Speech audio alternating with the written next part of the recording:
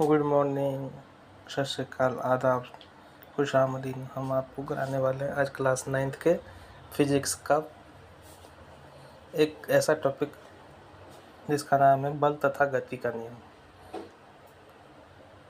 तो time waste ना करते हुए चलते हैं हम अपने टॉपिक की तरफ।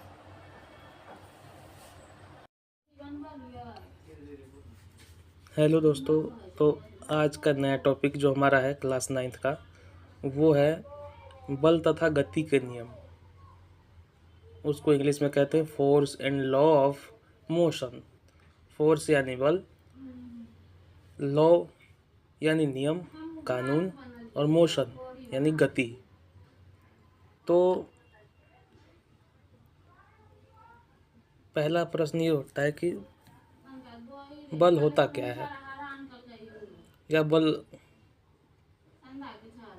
किस प्रकार का होता है, बल किसे कहते हैं। तो बहुत सारे क्वेश्चन आपके मन में उठ रहे होंगे बल को लेकर। तो बल एक धक्का या खिंचाव है। बल साधारण शब्दों में कहें तो बल एक धक्का या खिंचाव है जो किसी वस्तु की विराम की अवस्था अथवा गति की दिशा या उसके भौतिक आकार को बदल देता है या बदलने का प्रयास करता है। दैनिक जीवन में अलमारी खिसकाना, फुटबॉल को किक करना या कुएं से बाल्टी खींचना इसके सामान्य उदाहरण हैं। सपोज दैट, जैसे आप किसी टेबल को धक्का दे रहे हो तो उसमें बल लग रहा है, आपका ताकत लग रहा है। या किसी कुर्सी को आप खींच रहे हो अपनी तरफ बैठने के लिए तो उसमें भी खिंचाव का बल लग रहा है। पहले तो टेबल को धक्का दे रहे हो तो उसमें धक्का का बल, और दूसरा आप कुर्सी खींच रहे हो तो खिंचाव का बल। पहले पुश कर रहे हो फिर पुल कर रहे हो, है ना। तो बल को अगर साधारण शब्दों में कहा जाए तो बल धक्का या खिंचाव होता है जो किसी वस्तु की विराम की अवस्था, यानी कोई टेबल बिल्कुल आराम से है उसको गति में ला देता है, गति की अवस्था में, यानी कि वो भी गति करने लगता है, चलने लगता है, एक स्थान से दूसरे स्थान पे आ जाता है या उसमें कुछ गति होने लगती है, भौतिक आकार उसका बदलने लगता है। जैसे पहले एक जगह पे था अब दूसरे जगह पे आ गया, या वो पहले स्थिर था तो अब हिलने लग गया है।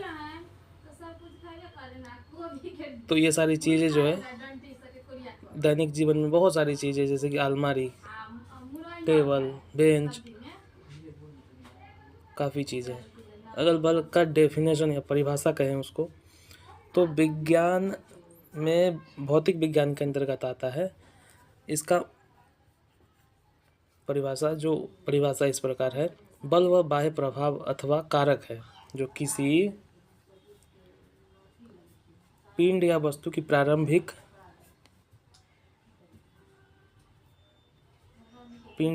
प्रारंभिक विराम में विरामावस्था में परिवर्तन करता है और परिवर्तन करने का प्रयत्न करता है। तो कहने का मतलब है कि जैसे कोई बाह्य बल, जैसे कोई इंसान है तो उसका बाहरी बल,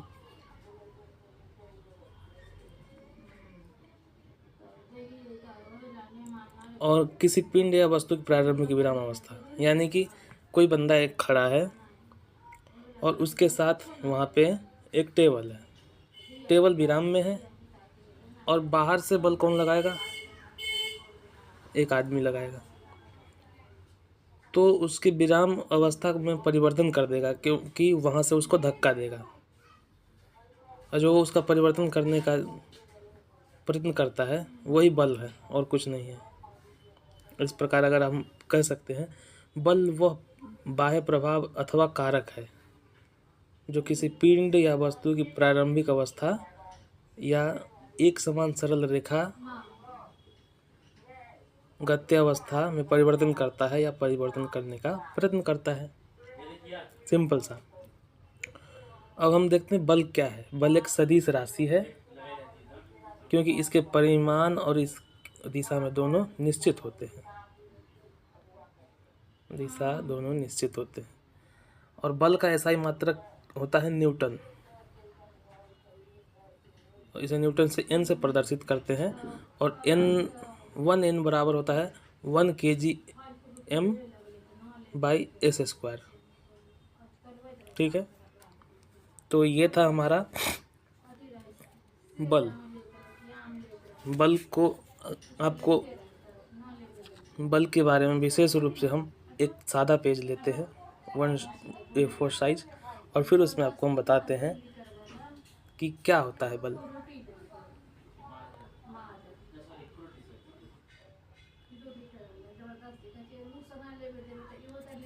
देखो, सिंपल से एक तो है फोर्स।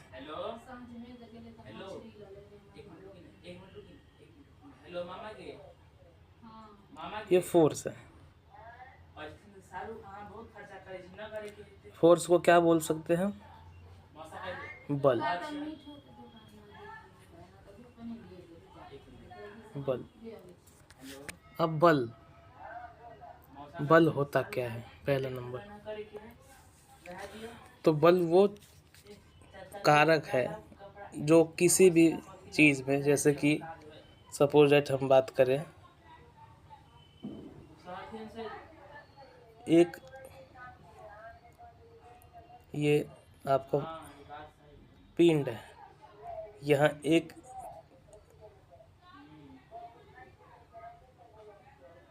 रोहन नाम का लड़का खड़ा है, रोहन, और यहाँ पे एक विराम की जगह पे कुर्सी है, कुर्सी है। ठीक है, तो यहाँ से यहाँ जो है कुर्सी, उसको यहाँ पे लाना है कुर्सी को। तो यहाँ से बंदा इसको धक्का दे रहा है, फोर्स दे रहा है, ये फोर्स दे रहा है इसको यहाँ पे।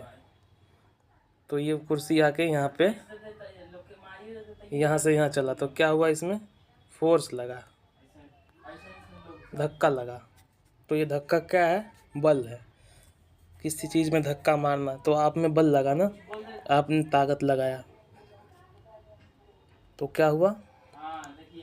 उसके गति की अवस्था में परिवर्तन हो गया, भौतिक अवस्था में उसका चेंज हो गया, भौतिक अवस्था, गति का अवस्था हो गया, चेंज हो गया उसका, क्योंकि वो पहले विराम की अवस्था में था, अब क्या गति की अवस्था में है। वो निरंतर उसका स्थान परिवर्तन हुआ है। जब तक किसी वस्तु का स्थान जब तक परिवर्तन ना हुआ हो, एक समान स्थिर रहे, तो बल नहीं होगा। जब कोई वस्तु को धक्का दिया जाए, खिंचाव किया जाए अपनी तरफ, तो ये सारी चीज़ें बल के अंतर्गत आती है, तो इसको क्या बोलते हैं? बल। ठीक है, अब हम चलेंगे बल शब्द का संधि विच्छेद क्या होता है, बहुत इम्पोर्टेंट चीज़। तो फोर्स शब्द का फोर्स एंगल अंग्रेजी भाषा का शब्द है। किसका है? फोर्स अंग्रेजी भाषा का, एंगल अंग्रेजी भाषा का शब्द है। अगर इसको हिंदी व्याकरण के अनुसार संधि विच्छेद संभव नहीं है, परंतु यदि हम इसके समतुल्य हिंदी शब्द बल तथा विज्ञान में इसके अंतर्गत का विश्लेषण करते हैं। कैसे करते हैं? संधि विच्छेद संभव नहीं है फोर्स का, इसको हिंदी में बल तथा विज्ञान में विशेष अर्थ का विश्लेषण कर सकते हैं। जैसे बल का भावार्थ विच्छेद बाह्य प्लस लय बाह्य विस्थापन क्षमता होता है, अर्थात वह ऊर्जा जो किसी वस्तु की आंतरिक लय तथा स्थिति को तोड़कर उसमें नया विस्थापन ला सके। इसका कहने का मतलब है वही चीज़ जो मैंने बताया आपको, कि एक रोहित नाम का या जो भी नाम का लड़का है, वो एक जगह से दूसरे जगह, एक वस्तु है कुर्सी, उसको धक्का मारता है, विराम है कुर्सी, उसको धक्का मार के यहाँ लाता है, दूसरी जगह पे लाता है। यानी इसको कह सकते हैं ए पॉइंट से बी पॉइंट पे लाता है, ए पॉइंट से बी पॉइंट पे लाता है। तो यहाँ से यहाँ लाने का जो इसका इसमें जो बल लगा, जो धक्का लगा, वही बल कहलाता है। जो धक्का लगाया आपने इसमें कुर्सी में, वही बल हो गया उसका। क्योंकि पहले तो विराम की अवस्था में था, उसका क्षमता क्या था, विराम। तो उसको क्या कर दिया, बाह्य बल लगा के धक्का मार के उसको उसकी गति की अवस्था में लाया गया। उसके विस्थापन अवस्था को छोड़ के, विस्थापन यानी कि ये कह सकते हो कि जो स्थिति को तोड़कर उसमें नया विस्थापन लाता है। तो हाँ, ये कह सकते हैं हम इसको कि एक जगह से दूसरी जगह इसके स्थिति को तोड़ा है ना इसने, और तोड़ के कहाँ लाया, यहाँ लाया, धक्का मारा। तो ये इसका हो गया बल। धक्का मारा, धक्का या खिंचाव को क्या कहते हैं, सिंपल शब्दों में बल कहते हैं। फोर्स का संधि विच्छेद नहीं होता है, उसके बल का संधि विच्छेद हो सकता है। कुछ विश्लेषण करने पर अर्थ निकल सकता है, बल का संधि विच्छेद संभव नहीं है। तो ये मेन पॉइंट था। बहुत बच्चों के मन में क्वेश्चन आता है कि बल का सर संधि विच्छेद क्या होता है। तो बाबू, बल का संधि विच्छेद नहीं होता मेरे फ्रेंड्स, नहीं होता बिल्कुल भी। तो टाइम वेस्ट ना करते हुए आगे की तरफ हम चलते हैं तीसरे क्वेश्चन पे।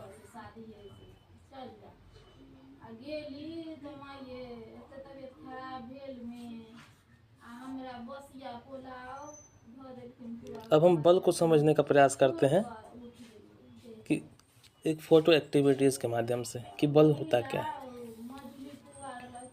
ठीक है, तो जैसे कि क्वेश्चन 4 में लिखा पड़ा है कि बल को समझने के लिए 2 एक्टिविटीज़ फोटो के साथ। मैं बेसिक तरीके से आपको बता रहा हूँ ताकि ये पता लग सके कि बल होता क्या है। एक एक चीज़ों को डील करके बता रहा हूँ आपको मैं। पहला गतिविधि मैं बता रहा हूँ कि मेज पर रखे बक्से को आगे की ओर ढकेलना, पहला है। ठीक है, मेज है ये, इसके ऊपर ये बक्सा है, तो इस बक्से को आगे की ओर लाना, इस तरफ। ठीक है, तो इधर से बाह्य धक्का एक बंदा लगा रहा है, एक व्यक्ति बाह्य धक्का लगा रहा है, यहाँ धक्का मार रहा है, पुश कर रहा है। तो ये कहाँ जा रहा है, आगे की तरफ जा रहा है, आगे की तरफ, आगे की तरफ। तो क्या होगा, इसमें धक्का लगा, बाह्य धक्का लगा, तो ये क्या हो जाएगा, बाह्य धक्का बल। क्योंकि जब तक धक्का बाह्य धक्का नहीं मारेंगे तो क्या होगा, उसमें बल नहीं लगेगा और वो विराम की अवस्था से गति की अवस्था में प्रस्थान नहीं करेगी। दूसरा गतिविधि मैं आपको बता रहा हूँ कि रबर की स्प्रिंग या गेंद को दोनों हाथों से खींचना या दबाना, उसके शेप को चेंज करना। ठीक है, उसके शेप को चेंज करना। तो जब हम एक स्पंज या रबर की गेंद को दोनों हथेलियों से दबाते हैं तो वह विस्थापन या विस्थापित नहीं होती, बल्कि उसका आकार विस्तृत या विकृत हो जाता है। यह स्पष्ट करता है कि बल वस्तु का रूप बदलता है। जैसे सपोज दैट हम लेते हैं कि बल के प्रभाव से वस्तु में आकार में परिवर्तन। अब जैसे एक बॉल है रबर का, तो इसको दबा रहा है, इसको दबा रहा है, तो करके दबाने पे इस टाइप का बन जाता है, चपटा। तो उसके क्या हुआ, आकार में इसके परिवर्तन आया। दबाने पर क्या हुआ, इसके आकार में परिवर्तन आ गया, इसके आकार में परिवर्तन आ गया, इसका प्रभाव बदल गया। ये पहले गोल था, चौड़ा हो गया, चौड़ाई इसकी थोड़ी कम हो गई, ये लंबा हो गया, मतलब ये कह सकते हो चिपटा हो गया, चिपटा। इसकी गोलाई अब नहीं रही, अब ये चपटा हो गया। तो इसके आकार में परिवर्तन आ गया, इसका प्रभाव बदल गया। क्योंकि इसको चाहे तो खींच भी सकते हैं, बॉल को खींच के भी हम इसको आकार में परिवर्तन ला सकते हैं, या दबा के भी ला सकते हैं। खींच के इसको खींचोगे या इसको दबा दो, दोनों चीज़ें इसी में हैं। तो बल के प्रभाव के वस्तु के आकार में परिवर्तन। यहाँ तो खींचने पर या दबाने पर यानी उसके आकार में, शेप में चेंज आएगी। जब हम देखते हैं किसी बॉल को अगर कोई बच्चा दबाता है, उसको रबर वाली बॉल होती है, या खींचता है तो उसका आकार में परिवर्तन आता है। बल का उसमें प्रभाव एक अलग तरीके का लगता है, बाह्य बल लगता है, लेकिन कैसे? खिंचाव में, दबाने में। तो बल के कौन कौन से लक्षण हो गए? बॉल के नेचर हो गए खींचना, धक्का देना, दबाना। तो ये सब उसके नेचर्स हैं, फोर्स के, जो हमें बताता है कि ये एक फोर्स है। किस तरीके का? धक्का मारने पे, बाह्य बल लगाने पे, या किसी चीज़ को दबाने या खींचने पे।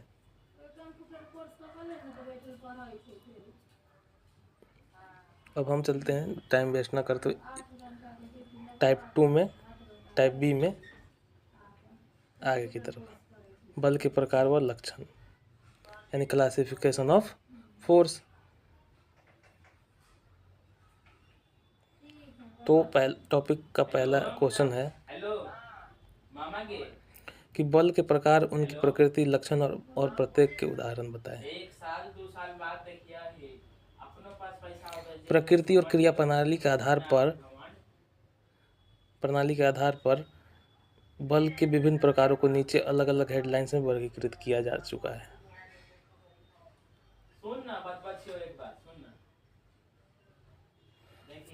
पहला बल है प्रकार संतुलित बल, बैलेंस फोर्स, दूसरा असंतुलित बल, और तीसरा संपर्क बल, और चौथा असंपर्क बल।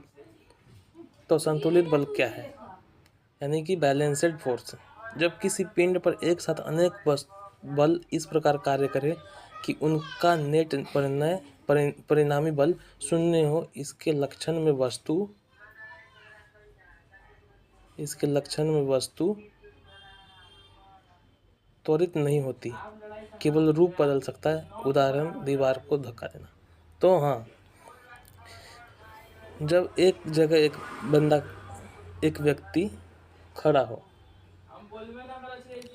और एक साथ अनेक बल उस पर कार्य करे, यानी कि एक साथ एक जगह कोई एक कुर्सी रखी है उदाहरण के लिए, और उस पर बहुत सारे लोग मिलकर उसको धक्का दे रहे हैं, तो उसका परिणामी बल क्या होगा? शून्य हो जाएगा।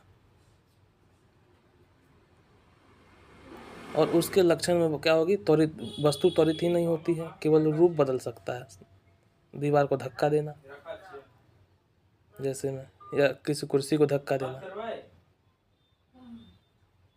दूसरा असंतुलित बल, अनबैलेंस्ड है, कोई बैलेंस नहीं उसमें बनता। उसमें जब पिंड पर लगने वाले सभी बलों का परिणामी बल शून्य हो, इसके लक्षण में वस्तु की चाल या दिशा बदल जाती है।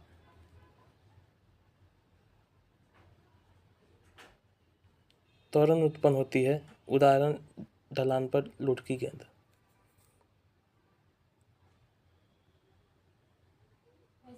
जैसे एक बॉल को अगर कई लोग मिलकर धक्का मारे या उसको फेंके, तो उसका क्या होगा? उसका दिशा और चाल बदल जाएगा, क्योंकि उसमें एक नई प्रकार की गति बनती है।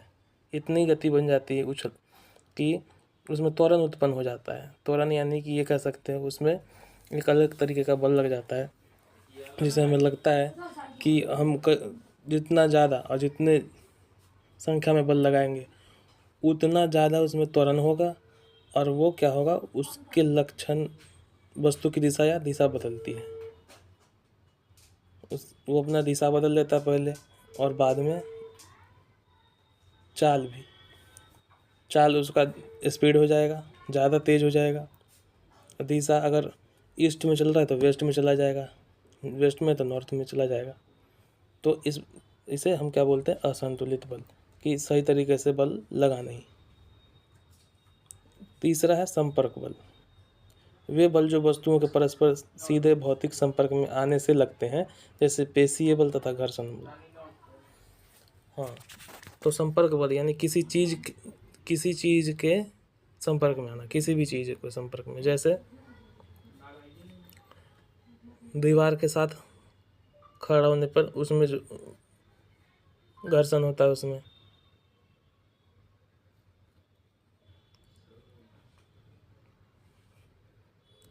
और सड़क पे चलने पे जो घर्षण होता है वो भी एक प्रकार का बल लगता है। अब चौथा असंपर्क बल। वे बल जो वस्तुओं के बीच बिना किसी प्रत्यक्ष भौतिक संपर्क के दूर से ही क्षेत्र के माध्यम से लगते हैं, जैसे गुरुत्वाकर्षण बल, चुंबकीय बल।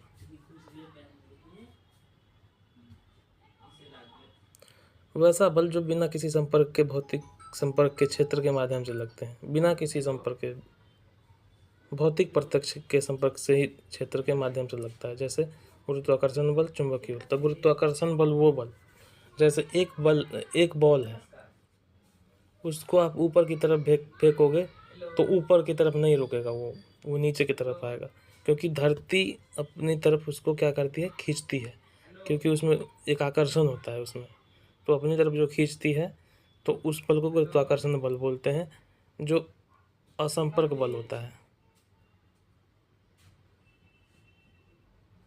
वो कहीं बीच में नहीं, वो भौतिक संपर्क से दूर से ही क्षेत्र के माध्यम से लगता है वो गुरुत्वाकर्षण है। चुंबकीय बल, चुंबक एक है, अगर उसके सामने लोहा रख दोगे तो बिना दूर तो वो अपने बल से उसको अपनी ओर खींचेगा, तो क्या होगा, आकर्षण उसको खींच रहा है अपनी तरफ, तो क्या है वो असंपर्क बल, यानी non contact field force.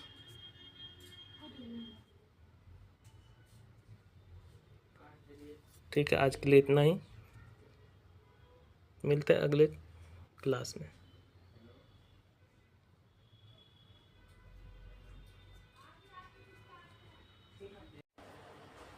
Good morning, सत श्री अकाल, आदाब, खुश आमदीद। हम आपको कराने वाले हैं आज क्लास 9th के फिजिक्स का एक ऐसा टॉपिक जिसका नाम है बल तथा गति का नियम।